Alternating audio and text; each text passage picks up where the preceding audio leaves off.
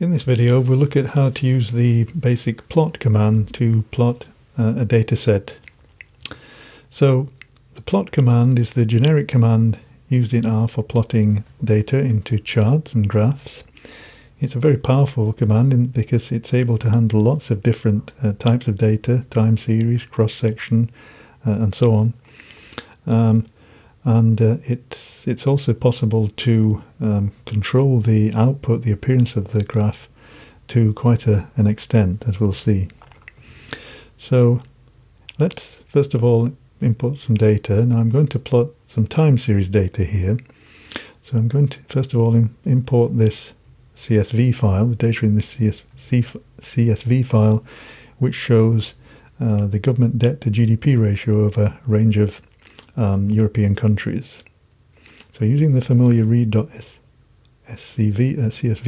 command, I'll read in this file into a data frame. And if we quickly look at that, you'll see here is the data and here's it shows that it's time series. So notice there is a time variable here in the data. However, when you deal with time series in R, you actually don't use the time variable if that's included with the data. What you do is you convert the data into a time series object which contains its own inbuilt time variable. And the reason for that is that means that R can then identify the data set, the data frame, as a time series and act accordingly, as we'll see. Now I'll be dealing with the specifics of using time series data in a later video. Here I'm simply going to use the command ts to convert this data into a time series object, tx. In fact, it'll be a matrix time series because there's more than one variable. This here excludes that first column, which is the time variable that came in from the data set, which I don't need because I'm going to create this special one using these two arguments here, telling it that the data starts in 2006 quarter 1 and that it's quarterly data. So if I run that, this variable det has now been turned into a special type of data frame, a matrix time series. If we look at that, you'll see that the time variable doesn't appear here. That doesn't mean it doesn't exist, it's simply a special one which will be used by R. I can confirm that if I print out the data here on the console. So as you can see, here is the data set and there's that special time variable which it will use. Okay, so let's look at using the plot command. Now if we just have a quick look at the help system, the help file for plot, which gives you all the information you need. As I said, it's a generic command which is able to plot a lot of different objects, i.e. different types of data. And the basic usage is that you have the word plot, and then you have the data on which you want it to operate, and then various optional parameters which modify the appearance of the graph. Now the main ones are here. You can specify what to plot. Should it be lines, which is the default, or points, or both, and so on. You can set a title for the graph, a main title, a subtitle if necessary. You can add axis labels, x-axis, y-axis. You can also affect the aspect ratio if you wish. I don't normally do that. And then there are other ones as well, which are listed under this file here. If I go to graphical parameters, this tells you some of the other ones which are often used. If you scroll down here, there's a listing of them with a description of what each one does. We'll be using some of these. These all change the appearance of the chart in ways that you desire. So the plot command is very powerful. It enables you to plot all different types of data, and you can alter the appearance of the chart to quite a degree. So let's first of all look at running the plot command without in the additional parameters. If I run the plot command here, all I have to do is put plot and then in brackets the data set. Now, plot, as being a generic function, what that means is it's able to recognize the type of data that you put in. Is it time series? Is it not? Is it cross-section and so on? And plot accordingly, which makes it a very powerful command. So if I run this, it will recognize that det is a time series with a number of variables, and it will plot them all separately on time graphs, as you'll see. So let's run it. And as you can see, it works very nicely. It's recognized that these are time series with a common time frame, and it's used that implicit time variable here to plot the x-axis, and then it's plotted each of the variables on a time graph with the axes labeled according to the variable. The title is simply the title of the data frame, and so that's of itself quite useful. There's nothing fancy about it in terms of colours or anything like that, but it does give you an idea of what all the variables look like over time. So now if you want to exercise more control, then you can apply some of these parameters. Notice, by the way, that plots are plotted under the plot tab here. Obviously, this is where they appear. As you plot more than one graph, you find these arrows become usable, so you can go backwards and forwards between these graphs. If you want to zoom this graph into a separate window, you can do that with the zoom button. So if you prefer to have a better look at it like that.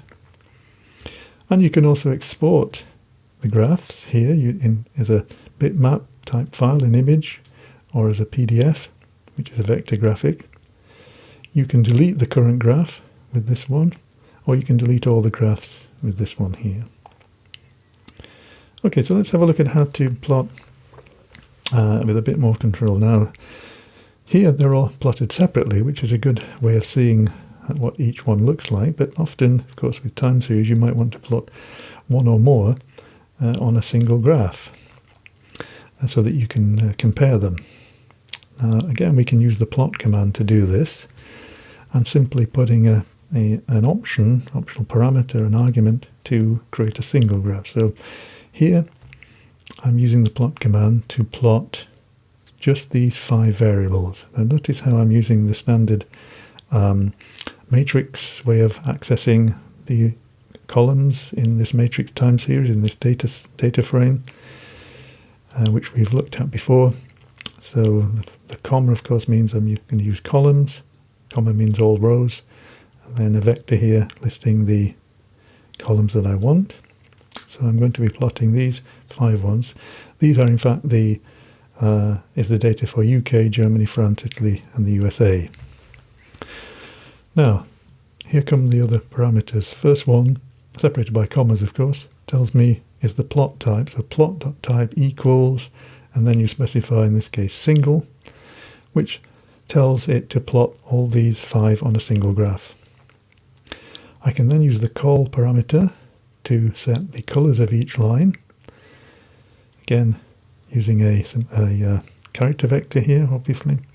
I then use the main option, the main parameter, to set the title of the graph. ylab equals, that's the y-axis label, xlab axis label here.